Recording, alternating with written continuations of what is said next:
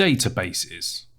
Not the most exciting thing in computers when you have the likes of games, music, artwork, but hopefully today I will convince you to try and make your own database using the Commodore Amiga. Imagine if I bought a load of games off Steam, but I had to remember what games I purchased and remember the ID codes to download each game. Databases help me know which games I've purchased in the past. Even when food shopping, I don't expect to remember every price of each item, then add it up myself when I get to the counter. Barcode and a database helps me. So why create your own database? If you collect something, it could be retro games. It would be handy to keep a record of your collection so that you don't end up with 5 copies of a game that you forgot you had.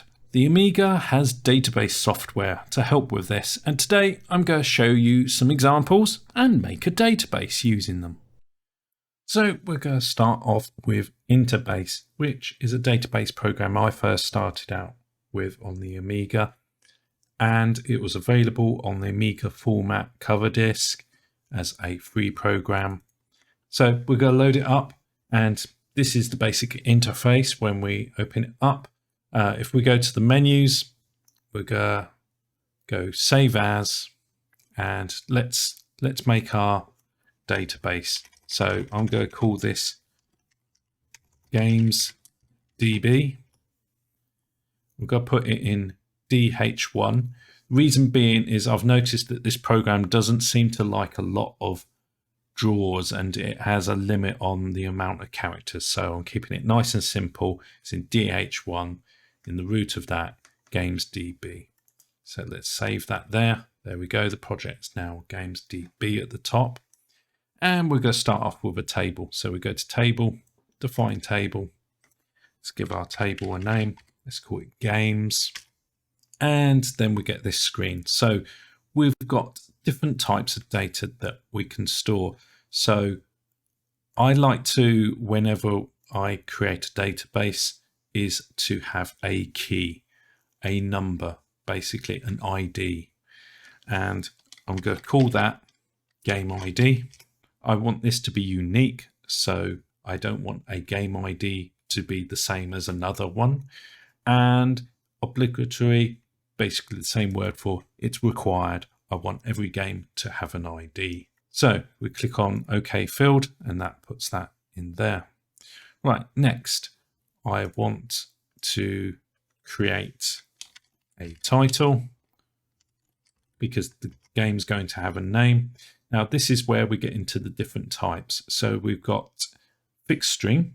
So we've got a fixed certain amount of length that we can use in that field, or we've got dynamic string. So the length doesn't really matter. Now, I don't know if I'm going to have a game that goes over 20 characters in length. I mean, I could increase this to something like 40, but that'll be a little bit more inefficient with the space. So I can use dynamic string, and I'm going to choose that because I don't know how long that text is going to be. Another fixed string. Maybe I want to record the genre of the game. So genre, length of that is going to be 20. And then I'll click on OK. Actually, I'm going to go back to game name as well. And I forgot to make that obligatory as well. Every game has got to have a name. So we'll go OK on that. And genre, maybe I'm not so sure on the genre of the game, so I won't leave that as a requirement. And then one more, let's do what type of system the game is on. So fixed length. I'm going to put that as obligatory because every game is going to be part of a system. We'll click on OK. Now, oh, it's changed the system there. Okay, let's just add genre. And then click OK. Yeah, there we go. It's added it at the bottom. So I've got my 4 fields. So I've got my ID, got the name of the game, got the system that it's on, and the genre, the type of game that it is. So if I go OK on that table, I could set a password for this table if I want it password protected. I'm not going to bother with that. then do I want to place this table into RAM? Yes, I do. And there we go. You can see we've got our titles at the top. Now what we can start doing is going to edit, new record, and we can start inputting data now. So we could go to new record, game ID, number 1, press enter. What's the name of the game? Pushover. Brilliant game on the Amiga. So what system is it? It's on the Amiga. And genre, well, it's a platform game. There we go. And there's our first record. I can go project, save that. And that data's now saved. I can carry on making new records. So game ID 2. And we've got Turrican 2. That's a game for the Amiga. And again, that's a platform game. Now, what I'm going to try and do is make a new record, and I'm going to try and make an ID 1, and let's see what happens. Nope, field must be unique. So there we go. It's not allowing me to have an ID of 1. So as well, maybe I want to leave that blank. No, you've got to fill it in. So that's what these requirements are. So let's go with game ID 3, Lotus 2. Awesome racing game, again on the Amiga, and we're going to put that as a racing game. Now that's all well that we've got our information in the database, but one useful thing is actually searching through the database for things. So for example, what if I've got like 100 games in here? I don't want to read through every entry trying to find the information that I want. Maybe I just want to look for racing games. So this is where the various search tools are available. For starters, we could use a sort. So if we choose sort, and I want to sort all of the games by their name, there we go, and choose that, there we go.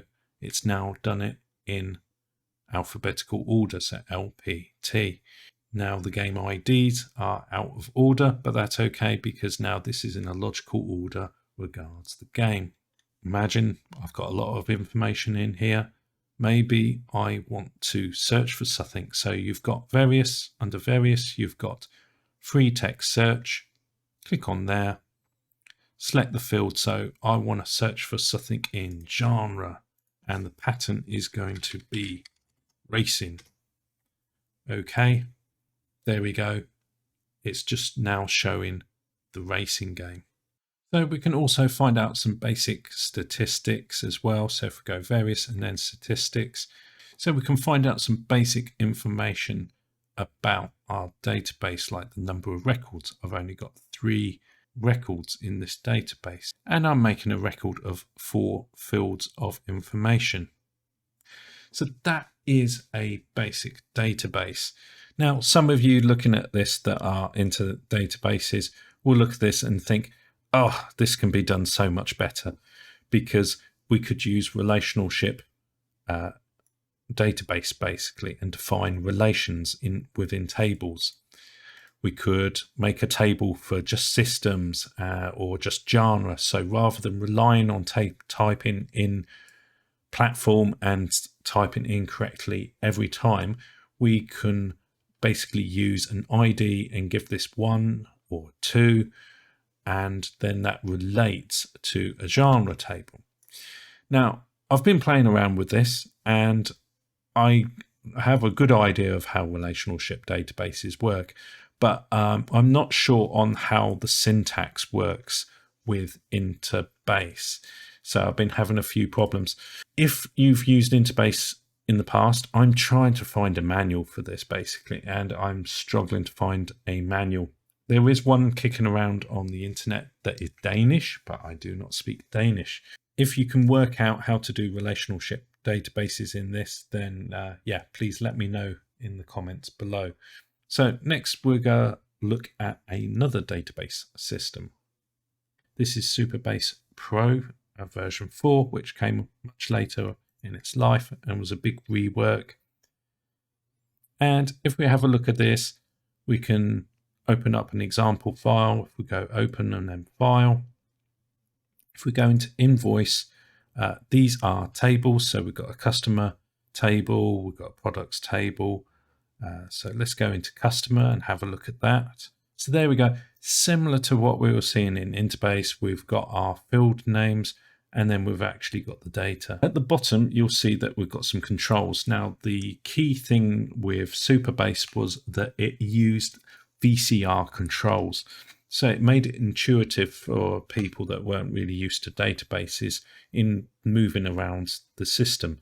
So basically, each record you can move along like a VCR, pressing play, moving along to the next record. So there we go. We can see that the records are changing. We're going through our data.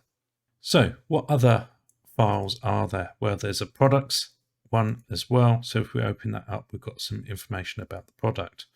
But this is all tied in, and one area of Superbase that's really impressive is the forms. So if I go File, Open Form, there's some in the invoice area, some predefined invoices.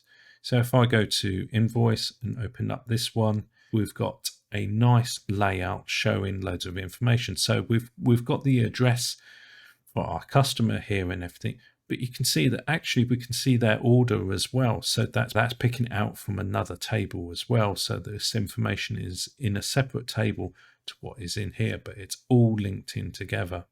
So definitely Superbase seems to have a lot of nice features, and I think if you want to get really into databases, I think it's going to be worth trying to learn Superbase. Try and find a manual on this on the internet. Hopefully archive.com has something. I did try finding a manual for Interbase, but as I said before, I couldn't find that. But yeah, there we go. There's databases. So hopefully this information has been useful to you, and hopefully one day you'll make a database on one of these. Thank you for watching. Don't forget to like this video if you enjoyed it, and as well subscribe to the channel, because there's going to be more serious Amiga videos. Thanks for watching, everybody. See you later.